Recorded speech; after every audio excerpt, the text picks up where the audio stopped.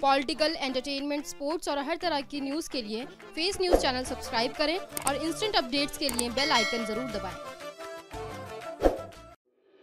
अंजुमन फ़रोग़-ए-उर्दू दिल्ली द्वारा शकील अंसारी द्वारा लिखित पुस्तक तज़किरा औलियाए ख़ंदेश का विमोचन दिल्ली अल्पसंख्यक आयोग के सभागार में किया गया। इस मौके पर अल्पसंख्यक आयोग के चेयरमैन ज़ाकिर खान, दरगाह हज़रत निज़ामुद्दीन औलिया के चेयरमैन सैयद अफसर निज़ामी, ऑल इंडिया वुमेन कॉन्फ्रेंस के महासचिव अब्दुल रशीद अंसारी, लेखक शकील अंसारी मुख्य रूप से उपस्थित रहे और मंच का संचालन शिक्षा के क्षेत्र के विद्वान मोइन अख्तर अंसारी द्वारा किया गया। बुक रिलीज के मौके पर उर्दू अदब और तालीम के क्षेत्र से जुड़े प्रमुख लोगों ने शिरकत की और लेखक को मुबारकबाद पेश की। ऑफिस में आपके ऑफिस में इतनी खूबसूरत किताब यहाँ पे लॉन्च की गई जिसका टाइटल ही इतना अट्रैक्टिव है जिसे लोग पढ़ना भी पसंद करेंगे और चाहेंगे इसके बारे में जानना कि आखिर इस किताब में क्या है। तो इस मौके पर आप क्या कहना चाहेंगे? देखिए, तज़किरा है औलिया जी। ये एक ऐसी किताब है जिसके अंदर औलियाओं के बारे में बताया गया है।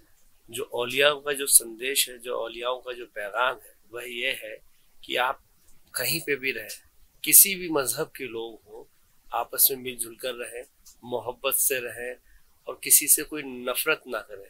यही वजह है कि औलियाओं के दरगाह पे हर धर्म के लोग जाते हैं इक़्क़त के साथ में और अपना वहाँ सलाम पेश करते हैं और वहाँ से अल्लाह की बारगाह में लोगों से मांगते हैं अल्लाह। और जब वहाँ पे हर धर्म के, आप मुस्लिम हो, सिख हैं, ईसाई हो, हिंदू भाई हो, कोई भी हो, हर धर्म के लोग दरगाह शरीफ में जाते हैं और अपने दुख वहाँ पे सुनाते हैं और वहाँ से खुशी खुशी वापस आते हैं।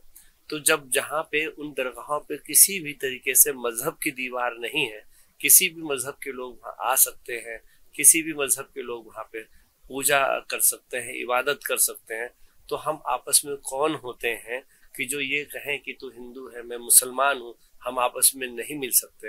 ये हिंदुस्तान की तहजीब भी नहीं है, हिंदुस्तान की संस्कृति भी नहीं है। हिंदुस्तान की तहजीब और संस्कृति ये है कि अनेकताओं में एकता, और ये पैगाम औलियाओं ने दिया है कि तुम अनेक हो, मगर अनेक होने के बाद, अलग अलग धर्मों की मान्यता मानने के बाद आप हिंदुस्तान में मिलजुल कर रहे, मोहब्बत से रहे। यही पैगाम औलियाओं का, यही बात किताब के अंदर भी दर्शाई गई है, किताब के अंदर भी बताई गई है कि आप किसी भी मजहब के हो, झगड़ो मत, आप किसी को नफरत की बात मत करो, आपस में मोहब्बत से रहो, मिलजुल कर रहो। मैं यही दुआ करता हूँ कि जो औलिया हैं, अल्लाह ताला जो है पूरे हिंदुस्तान में अमन रखे और ये जो किताब जिसने लिखी है अल्लाह उसकी सलामती अता फरमाए, सेहत तंदुरुस्ती अता फरमाए। और हमारे हिंदुस्तान में जो ये बवाली बीमारी जो आ रही है, अल्लाह ताला इसको भी परवरदिगार खत्म करे हमेशा हमेशा के लिए। और जितने लोग इसमें बीमार हैं, अल्लाह सबको सलामती से तंदुरुस्ती अता फरमाए। और खासतौर से जो नागानी जो दिल्ली के अंदर जो आपने देखे कुछ दिन पहले, इससे पहले ईद के अंदर, रमजान के अंदर जो ये दंगे चले हैं, सब कुछ चले, अल्लाह ताला बस यही हज़रत की बात में दुआ करते हैं कि अल्लाह ताला इसको हमेशा हमेशा के लिए खत्म करे। अब ये जो आज किताब हैं, इनके जो मुसन्निफ हैं ये धूलिया से ताल्लुक़ रखते हैं, दक्कन से ताल्लुक़ रखते हैं। हम लोग नॉर्थ के रहने वाले लोग हैं, तो वहाँ की इत्तलात यहाँ पर कुछ कम आती हैं। इसलिए हम लोगों ने कोशिश की कि एक दक्कन में, साउथ में और नॉर्थ के बीच में जो फ़र्क है इसको हम पाट दें और एक दूसरे के नज़दीक आएँ। वहाँ की बातें हम लोगों को पता लगे और हमारी बातें उनको पता लगे, क्योंकि बहुत सारे पहलू और बहुत सारे गोशे दक्कन में ऐसे हैं कि वो लोग हमसे ज़्यादा डेवलप हो गए हैं और बहुत ज़्यादा तरक्की याफ्ता हो गए हैं, हमारी जानकारी में नहीं है। उन सब बातों को हम जानकारी के अंदर लेकर के आए, ये हमारा मकसद था। ये किताब का नाम औलिया है, इस टाइटल का क्या मकसद रहेगा? तज़किरा औलियाए खानदेश। पुराने ज़माने में जो हिंदुस्तान के खित्ते होते थे उसमें एक खित्ता खानदेश होता था, बाद में ये आंध्र प्रदेश बन गया, तेलंगाना, ये बाद में नाम आए हैं। उससे पहले खानदेश होता था, विदर्भ होता था, इस तरीके इलाके के नाम हुआ करते थे, निज़ाम होता था, टोंक था। तो वहाँ के रहने वाले लोग जो थे, जो औलिया इकराम वहाँ के गुजरे हैं, उन सबको तहकीक किया, रिसर्च किया, फिर उसको तोल करके, कस करके, उसको रिव्यू करके, उसको एनालाइज करके, फिर उसको किताब में लेकर के आए हैं, रिकॉर्ड में लाए हैं। ये एक बहुत बड़ा काम है, बहुत महान काम है। ये इस पर तो एक पीएचडी मिल जानी चाहिए। और बाहर की यूनिवर्सिटी में होता है ऐसा कि हम लोग पेपर दें तो वो पीएचडी दे देते हैं, जैसे एजाजी डिग्रियां मिलती हैं। तो बहुत ही अहम काम है, बहुत ही मोहतरम काम है, लोगों को जोड़ने वाला काम है, नेकियों को फैलाने वाला काम है ये। अच्छा, इस बुक में कितना टाइम पीरियड कितना लगा इस पूरी रिसर्च में? ये तो सर जो उसके मुसन्निफ हैं शकील साहब ये बताएंगे। शकील साहब तकरीबन इसमें 7 से 8 बरस लगा। हाँ, इसमें कैसा एक्सपीरियंस रहा? इसका एक्सपीरियंस रहा तो असल में इस टॉपिक पर लिटरेचर बहुत कम है, जानने वाले लोग भी बहुत कम है।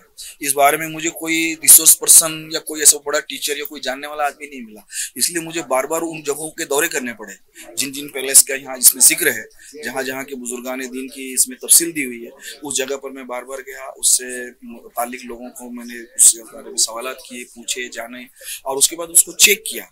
कई जरिए से चेक करने के बाद, मुख्तलिफ किताबें से चेक करने के बाद मैं उसको पेश करने की मैंने कोशिश की। लोग जिस दरगाहों से, जिन मज़ारात से, जिस बुजुर्गान दीन और औलिया से जो लोग जुड़े हुए हैं, दरअसल वो भी उनके बारे में उतना नहीं जानते। जिनसे हमको मालूमात जमा करनी थी तो उनके पास भी उसके बारे में कोई मालूमात नहीं थी। लेकिन जब हमने जो कुछ हमारा जमा किया हुआ, जो रिसर्च की हुई मालूमात उनसे वेरीफाई करने गए तो वो हैरत करने लगे कि अरे इन बुजुर्ग के बारे में ऐसा भी था, हमको तो ये भी नहीं मालूम। इन बुजुर्गान दीन की ऐसी किताबें भी हमको ये भी नहीं मालूम। तो बहुत सारी चीजें ऐसी भी हमको हैरत अंगेज किस्म की तजुर्बे और मुसरत किस्म की बातें, मुसरत अंगेज चीजें हमको मिली है। बहुत शुक्रिया, बहुत मुबारकबाद आपको। शुक्रिया। जो बुक है, इस बुक का ताल्लुक सिर्फ किताब की इशाअत से नहीं है, पब्लिशिंग से नहीं है, बल्कि ये सूफीज़्म इस मुल्क की बुनियाद रहा है। इस मुल्क में अमन, भाईचारा, हिंदू मुस्लिम इत्तेहाद और आपस में प्रेम स्वभाव और रहने का समाजी आहंगी का जो जरिया बना वो सूफीज़्म बना। सूफीज़्म की तहरीक, ये औलिया जो थे सूफीज़्म ताल्लुक रखते थे, इस सूफीज़्म को तारीखी हवाले से पेश करना ये बड़ा काम है। आज ये कोशिश होनी चाहिए।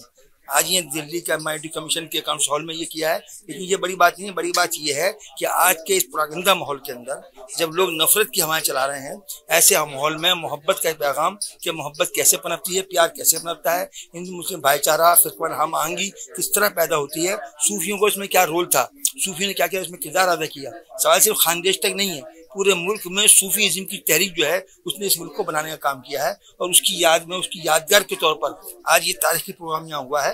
और इसके लिए मैं मुसन्निफ को मुबारकबाद देता हूँ और तमाम उन साथियों को जिन्होंने इसमें शाद करने में, आगे चढ़ाने में कोशिश की है। जैसे आप जैसे लोग भी इसको बढ़ाएंगे, हम आप सबको मुबारकबाद देते हैं। और ये एक हमारी दुआ भी है कि ये जो सूफीज़्म का जो सिलसिला है मोहब्बत और प्यार का, ये आगे चले, लोग मोहब्बत को समझे, प्यार को समझे, आपस में इत्तेहाद पैदा हो लोगों में, ये उसी की कड़ी है।